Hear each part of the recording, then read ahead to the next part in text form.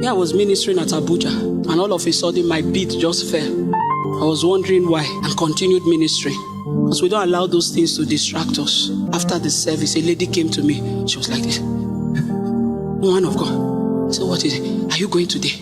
I said, "No, tomorrow." She said, yesterday, I went somewhere. I did 2 packs of beads. I just collected them. I've not used them. Immediately I entered the service, the Lord told me, carry one and give to her. Then I looked at your neck and I saw you were wearing beads and it was beautiful. Then I told the Lord, she has, and it's beautiful.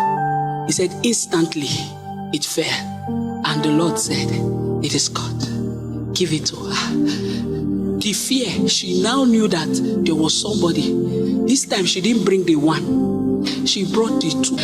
That is commanded blessing. That the Lord will stand in front of that person and say, sign that document. Sign that document. No, it's not, if you like, it is a command. The angel of the Lord is standing there and he's saying, sign it. Why? Relationship is not by force. If you enter any company where they take your graciousness for nonsense, or they use it against you, listen, that's why some of the fathers will tell you, go to where you are celebrated. It doesn't mean you should be looking for where they are clapping for you. It means be careful the company you associate with. You are in a place where everybody is trying to use all your kindness, your graciousness, your honor to enslave you, and they can do it for a long time. Withdraw yourself. Relationship is not by force. If you allow naivety, you will be buried. And when you are buried, they will preach a sermon with your name. Because it's heartlessness. I've seen it. I'm telling you, withdraw. And then if God allows you, correct every misconception. If you keep quiet where your destiny is being decided, you'll be buried. This is warfare. There is no sentiment. You must be very objective if you will stand. Isaiah 54 verse 17. Hear what the Bible said. See, naive people are victims in battle. It said, no weapon that is formed against thee shall prosper. He said, every tongue that rises against thee, he said, in judgment thou shalt condemn. It's not God that will condemn for you. Don't keep quiet when people are trying to take advantage of your kindness. First of all, withdraw from them and correct every misconception. Let them know you are not. Hello guys, welcome to the show. I hope everyone is doing just fine. And if this is your first time on this channel, please do us a favor by liking this video and also subscribe to this channel because that helps us a lot and we shall forever be grateful to you. So before we start our program for today, I want to ask you, how are things with you? How is life? How is everything? I hope things are going according to plan, but if they are not, please keep working, okay? Keep doing your best. Keep making some small but meaningful progress. Keep working. Keep doing it. Remember, if you work hard, if you put in your all, slowly but surely, success will come. I believe so. I believe so. Because the thing is, if you ask all those successful people how many times they failed, you'll be surprised to see or to hear the number of times they failed before they finally made it. All you need to do is keep working, keep working, keep working. You know, there's one thing that gets me worried when I hear people who are preachers or who claim to be preachers started giving testimonies, right? I get really scared because I know that the reason they are giving that particular testimony is to drive a certain narrative. That's what I believe. When they start talking about something, my alarm bells go off immediately because I know what they are pointing to or insinuating. So you can hear, she said that the Lord spoke to a lady to give her bead to her. The Lord spoke to the lady. You know, when it comes to them getting things, it's always the Lord telling people. People cannot decide to do things on their own free will. It's always the Lord. And you ask yourself, why do they always have to drag the Lord into every single thing? Why is every single thing a miracle to them? Why? Does every single thing that happens in their life a miracle? Is it? Or just to prove to their members how connected they are with the Heavenly Father, everything to them has to be a miracle? I'm just asking the question because sometimes you can't help it, right? You can't help it to hear people just say, miracle this, miracle that, miracle this, miracle that, everything miracle. And whenever they start saying this, it's always push a certain narrative that benefits them the most. And that is my point. That is my problem.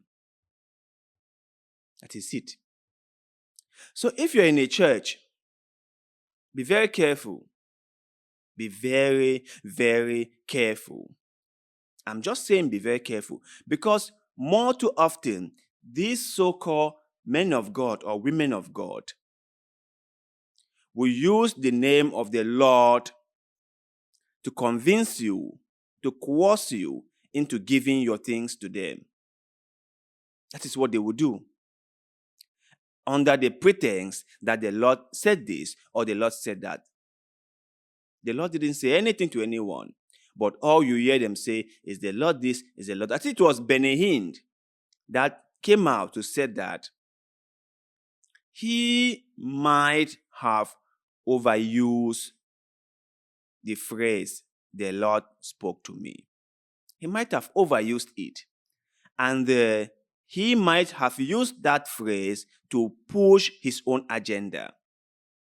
That he might have used it because there was a certain narrative he want to push, and he used that phrase, the Lord spoke to me, to push that agenda. And some people might have gotten hurt as a result of them listening to the prophecies and the teachings and the doctrine and also the signs and wonders he performed.